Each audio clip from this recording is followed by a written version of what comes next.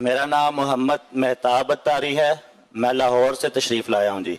میرا سوال یہ ہے کہ کچھ لوگ نسوار، پان یا گٹکا استعمال کرتے ہیں، یہ استعمال کرنے کے دوران ہی درود پاک پڑھ سکتے ہیں یا ذکر الہی کر سکتے ہیں؟ منہ میں اگر بدبو ہوتی ہے نا تو پھر اس وقت ذکر اللہ کرنا مکروہ تنزیہی ہے۔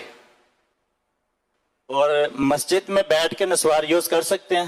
مسجد میں استعمال نہیں کر سکتے۔ اور ایسا گٹکا کہ جس میں جو نا وہ بدبو ہوتی ہے تو پھر وہ گٹکا بھی مسجد میں استعمال نہیں کیا جائے گا۔ میرا نام محمد شاہد رضا اتاری ہے، میں لاہور سے حاضر ہوں۔ خلیفہ امیر اہل سنت کی بارگاہ میں میرا یہ سوال ہے کہ جیسے دنیا میں مسلمان اور کافر دونوں انسان موجود ہیں، مسلمانوں کا مستقل ٹھکانہ جنت ہے،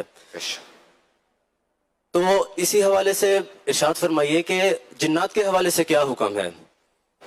جنت جو ہے نا وہ حضرت آدم علیہ السلام کی سمجھے جاگیر ہے، تو اس میں جو صرف انسان ہی جائیں گے، جنات جو وہ اس کے اطراف میں رہیں گے، تو جنات مقام عرف میں رہیں گے، البتہ جنت میں آنا جانا ان کا رہے گا۔ صلو علی الحبیب صلی اللہ علی محمد۔